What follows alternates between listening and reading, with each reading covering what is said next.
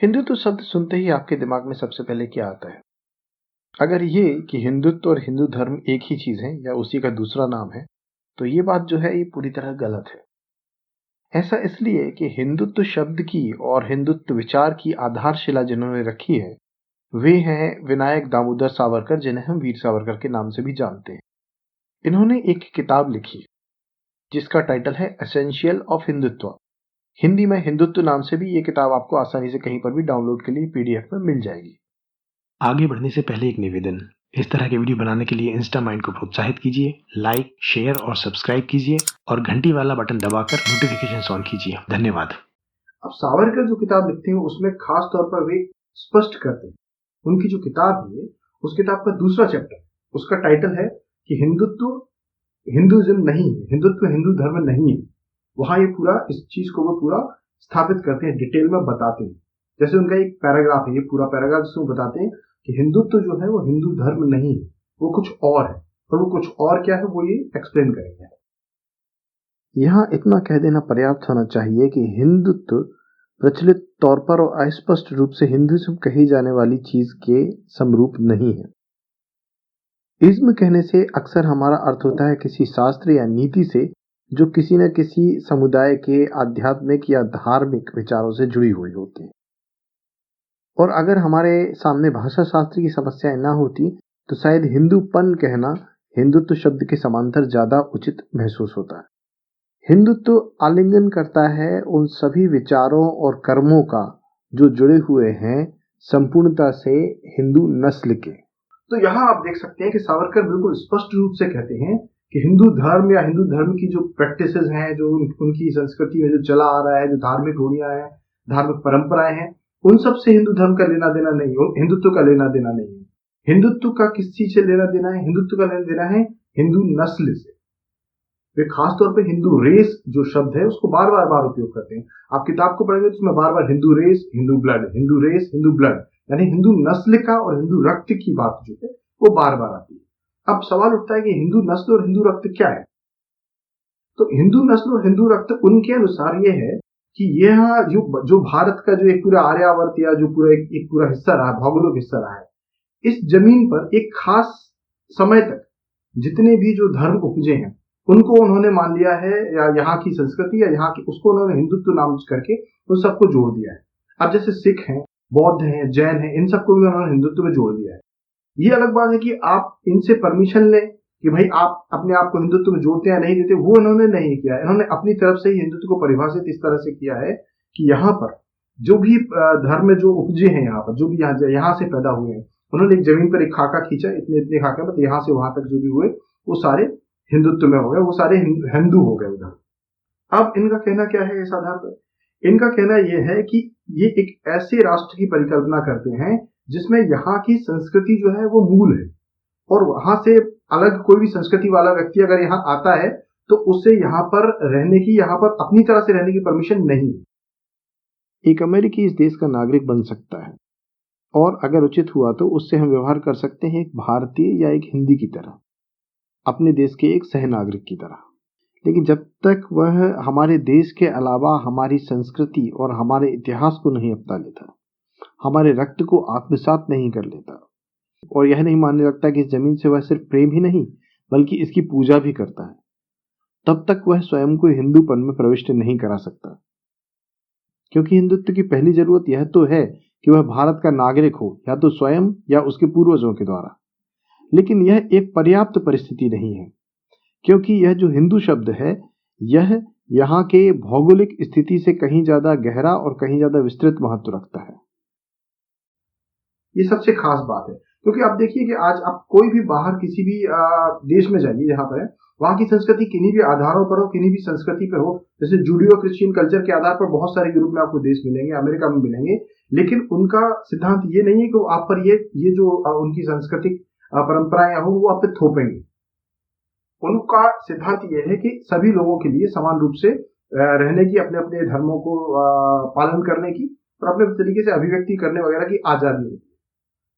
तो ये जो चीज है ये सावरकर नहीं मानते। सावरकर का कहना है कि यहाँ पर अगर कोई व्यक्ति रहता है तो उसे यहाँ की उस संस्कृति और उन संस्कारों का पालन करना होगा जो ये कहते हैं कि इनके अनुसार वो संस्कृति वो संस्कार है। क्योंकि अगर आप पीछे जाएंगे इतिहास में तो अलग अलग जगह पर आपको अलग अलग चीजें मिलेंगी। आप खजुराहो के टाइम में देखिए तो वहां पर जो न्यूडिटी है, ये कपड़े पहनने का जो तरीका था या जिस तरीके से वो लोग सेक्स के बारे में बात करते थे, अगर हम उसको संस्कृति माने तो वह जो है वो आज के यूरोप या वेस्ट से भी बहुत ज्यादा आगे है, वो हमें स्वीकार्य नहीं होगी। लेकिन हम जब मुगलों के समय में जब पर्दा प्रथा आई थी उसको चुन लेंगे।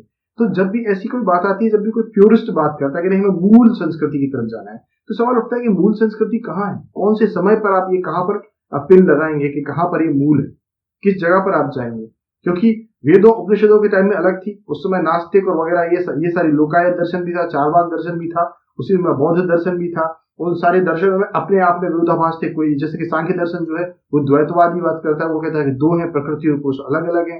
फिर अद्वैत वेदांता अद्वैत की बात करता है, उनको एक ही कह देता है। चारवाक के अनुसार भौतिक ही महत्वपूर्ण है, किसी और के अनुसार जैसे ये बुद्धिज्म के अनुसार जड़ और चेतन में से प्रकृति को जड़ रूप में लेते हैं, कोई और चेतन रूप में लेता है। अब आप इनमें से किसको अपनी संस्कृति कहेंगे, किसको आप मान्य कहेंगे, किसको अमान्य कहेंगे। सवाल ये उठता है कि आप किन आधारों पर इस तरह की जो मूल संस्कृति है उसको आप निर्धारित करेंगे। दरअसल आप नहीं कर सकते, और यही वजह है कि मिडिल ईस्ट में जो है असली मुस्लिम कौन, इस आधार पर ही सारे लड़ रहे हैं। सबका, किसी का कहना है अहमदी असली मुस्लिम नहीं है, किसी का कहना है शिया असली मुस्लिम नहीं है, किसी का सुन्नी से लेना देना है, कोई अपने सऊदी के जो लोग हैं उन्हीं को ही मानते रहते हैं। तो एक दूसरे में ही काफिर खेलते रहते हैं वो। यही चीज यहां पर होगी अगर आप ये कहेंगे कि असली हिंदुत्ववादी कौन। क्योंकि हिंदुत्ववादी अगर ये है कि यहाँ की जो नस्ल है उसके आधार पर, तो यहाँ की नस्ल में सावरकर खुद मानते हैं कि आर्य जो है वो बाहर से आए थे।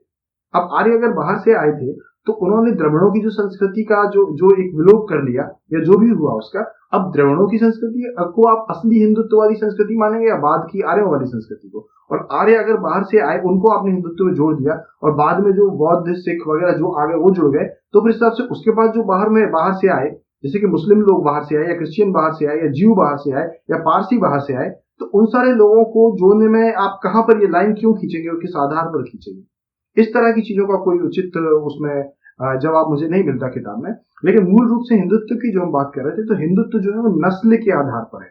ये सबसे महत्वपूर्ण बात है, नस्ल के आधार पर होना अर्थात नस्लवादी आधार पर एक राष्ट्र की व्यवस्था को बनाना। तो हिंदुत्व का लेन देन आपके हिंदू धर्म से कुछ नहीं है, उसका वो हिंदू धर्म की रक्षा के लिए नहीं है हिंदुत्व, वो भूल जाइए वो सब बातें।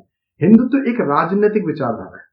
उसका मूल सिद्धांत ये है कि हिंदू नस्ल के जो लोग हैं उनका जो भी कल्चर या जो भी कुछ चला आ रहा है उस आधार पर व्यवस्था को बनाया जाए। और स्वाभाविक है कि ऐसी कोई भी व्यवस्था जो किसी भी पुरातन आधार पर है वो नई चीजों से उसका एक खास तरह का विरोध होता है।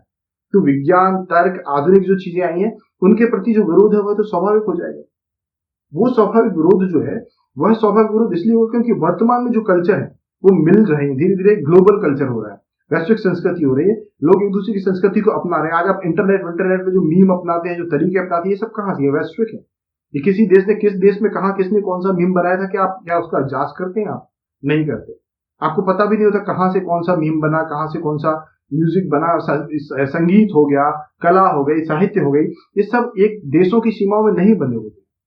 तो जब आप इस तरह की बात करते हैं कि आप यहाँ पर एक संस्कृति का ही वर्चस्व चाहते हैं, तो आप उस संस्कृति का ही सबसे बड़ा नुकसान करते हैं, क्योंकि आप उस संस्कृति को अपने एक गुब्बारे में कैद कर देते हैं। उसको दूसरी संस्कृतियों से मिलना जुलना, आधुनिकता के साथ जो पूरा जो विश्व विकास कर रहा है उससे उस ज्ञान का आगमन बंद कर देते हैं आप, और वहीं पर केंद्रित हो जाती है पूरी संस्कृति। और जो ठहरा हुआ पानी होता है उसका क्या होता है, ये देखने के लिए आप मिडिल ईस्ट की तरफ देखिए, आपको बहुत सारे देश मिल जाएंगे। तो यह हिंदुत्व है। इसमें स्पष्ट रूप से सावरकर यह भी निर्धारित करते हैं कि बाहर के जो लोग होंगे किसी भी तरह से वो सिर्फ नागरिकता लेने के आधार पर यहाँ पर हिंदुओं में नहीं आ सकते। वो उनको यहाँ का ना सिर्फ यहाँ इस देश से प्यार करना होगा बल्कि इसकी पूजा भी करनी होगी। एक तरफ तो सावरकर खुद को नास्तिक कहते हैं, दूसरी तरफ वो कहते हैं कि इस देश की पूजा भी करनी होगी। पूजा करने का क्या अर्थ है? पूजा करने का क्या अर्थ है? आप क्या साबित करेंगे बार बार? यहाँ ठीक है, या आपको रोज सुबह से उठ के आपको मतलब कुछ अगरबत्ती लगानी होगी, क्या करना होगा? कैसे आप कहेंगे कि आप उसकी पूजा कर रहे हैं? क्या उस देश के नागरिकों के प्रति आपकी जो जिम्मेदारी है, लोग उनकी उसके वहां का जो कानून है, वहां का जो संविधान है, वहां की जो चीजें चल रही है उनके प्रति, इंस्टीट्यूशंस के प्रति आपका पर्याप्त योगदान, ये पर्याप्त नहीं? आप कैसे साबित करेंगे कि आप किसी देश की पूजा करें? और प्रेम तो पर्याप्त ही नहीं, यानी आपको उन संस्कारों को भी अपनाना होगा, चाहे उसमें रूढ़ियां भी आती है, क्योंकि रूढ़ियां तो आएंगी। अगर आप किसी भी संस्कारों की बात करते हैं, आप कोई चीज को नहीं मानते, कोई भी पुरानी चीज चली आ रही, इस आधार पर, तार्किक आधार पर आप उसे अनुचित मानते हैं एक जगह पर जाकर। तो अगर आपका सिद्धांत ही यही है आपके राष्ट्र का कि जो चीजें वहां पर संस्कृति में चली आ रही है उनको आपको मानना होगा, तो बदलाव की, नएपन की गुंजाइश कहां बचेगी? कैसे आप उसे बेहतर बनाएंगे उस देश को? प्रगति कैसे होगी? विकास कैसे होगा? और वो भी एक नस्ल के आधार पर है, यानी अन्य नस्लों से आने वाली कोई चीज तो वैसे ही आपने बंद कर दी। तो यह है पूरा हिंदुत्व का हिसाब किताब, जिसमें सावरकर स्पष्ट रूप से इसे नस्ल के आधार पर बनी हुई एक ऐसी व्यवस्था के तौर पर ही रख रहे हैं जहां पर उस नस्ल से जुड़ा पूरा जो इतिहास है वह सुपीरियर होगा, वह ऊंचा होगा, और अन्य लोग जो है वह उसके नीचे, या तो वह उसके नीचे दब के रहें और या फिर वो ना रहें। यह इस तरह का सीधा सिद्धांत जो है वह सावरकर ने अपने पुस्तक में प्रस्तुत किया है, और यही सिद्धांत जो है यही हिंदुत्व है।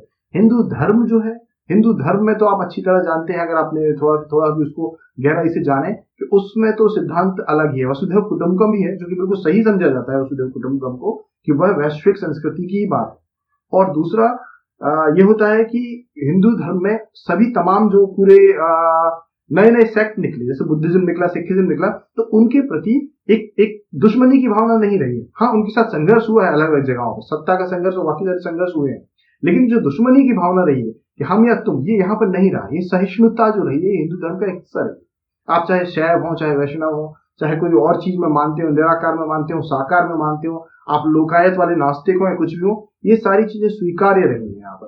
तो हिंदू धर्म में स्वीकार्यता है, हिंदू धर्म में सहिष्णुता है, तो जो कि हिंदुत्व में नहीं है। तो ये सबसे बड़ा अंतर है, ये पूरी बात को ही अलग कर देता है। हिंदुत्व एक कट्टर दक्षिणपंथी विचारधारा ऐसी है जो कि राजनीतिक विचारधारा, जिसका आधार है कि हम सबसे ऊपर और बाकी सब जो हम जो भी हैं हमारे हिसाब से चलेगा, और बाकी जो भी समाज है, जो भी लोग हैं, वो हमारे अनुसार से चले या फिर नीचे रहें। यह, और हिंदुइज्म में ऐसा कुछ नहीं। हिंदुइज्म में अलग अलग तरीके हैं। आप योग के माध्यम से भक्ति कर सकते हैं, आप प्रेम के माध्यम से भक्ति कर सकते हैं, वो भक्ति का अलग एक तरीका होता है। कई सारे तरीके होते हैं, ज्ञान योग, भक्ति योग, प्रेम योग वगैरह वगैरह, दुनिया भर की चीजें होती हैं। तो हिंदुइज्म एक अलग चीज है। और सावरकर अपने किताब में ज्यादा हिंदुइज्म का कुछ उल्लेख भी नहीं करते, वो सिर्फ इतिहास में ये हुआ, इतिहास में हुआ, उस तरह का उल्लेख करके इस तरह के बयानों पर ही ज्यादा टिके रहते हैं। तो आप अगर चाहें तो इस किताब को पढ़िए और फिर समझिए इसमें कहाँ पर क्या हिंदुत्व है और क्या उसका परिणाम हो सकता है अगर आप उस दिशा में जाते हैं तो। क्योंकि परिणाम देखने के लिए आपको कहीं दूर जाने की जरूरत नहीं है। आप पाकिस्तान देखिए, मिडिल ईस्ट की तरफ देखिए, जहां पर भी देशों ने ऐसी किसी नस्ल या किसी कौम के आधार पर ऐसी व्यवस्था बनाई है जहां पर एक लोग दूसरे से ऊपर है, उनका जो अहंकार है उस धीरे धीरे उनको अपने बबल में कैद कर लेता है, और फिर वो यही कहते रहते हैं कि सारी दुनिया हमें गलत समझ रही है, सारी दुनिया बुरी है, सारी दुनिया में समस्याएं हैं। और अंततः परिणाम ये होता है, जैसा कि पाकिस्तान या बहुत सारे और भी देशों का हुआ, जो कि विश्व से कट चुके हैं, जो अपने आप में बहुत भला, पवित्र और महान मानते रहते हैं, लेकिन दुनिया की नजरों में वो ज्यादा से ज्यादा नीचे जा रहे हैं और उनकी स्थिति खराब होती जा रही है, क्योंकि उन्होंने अपने यहाँ ऐसे तत्वों को शय दे रखी है जिनको वो मानते ही नहीं कि उनमें कोई बुराई है। क्यों? क्योंकि वो तत्व उनके अपने उनको लगने रखते हैं, जब वो कितने भी खराब हो, पर वो कहेंगे कि हम मुस्लिम हैं या हम आपसे जुड़े हैं, तो वो आपको अच्छे लगने लगेंगे। ऐसा ही हिंदुत्व में होगा कि जैसे ही कोई भी व्यक्ति हो, चाहे वो आतंकवादी हो, चाहे बलात्कारी हो, चाहे कोई भी अपराधी हो, कितना भी बुरा काम करा, जैसे ही वह खुद को हिंदू हिंदू कह के एक चूरा ओढ़ लेगा, आप उसे जायज ठहरा देंगे। और इस तरह से आप अपने जो हिंदू समाज है उसका ज्यादा से ज्यादा बुरा करेंगे, ना कि अच्छा। ये हो चुका है इतिहास में कई बार, और ये स्पष्ट रूप से देखा जा सकता है। इसके इतिहास की बहुत हल्की फुल्की जानकारी जरूरी है, कोई बहुत गहरी नहीं। तो अगर हो सके तो किताब को भी पढ़िए और समझिए कि हिंदुत्व क्या है, और खासतौर पर इस गलत फहमी मत पड़िए कि हिंदुत्व का हिंदू धर्म से कोई लेना देना है। जी नहीं, वो एक राजनीतिक प्रोपेगेंडा है, राजनीतिक विचार है। Thanks for watching.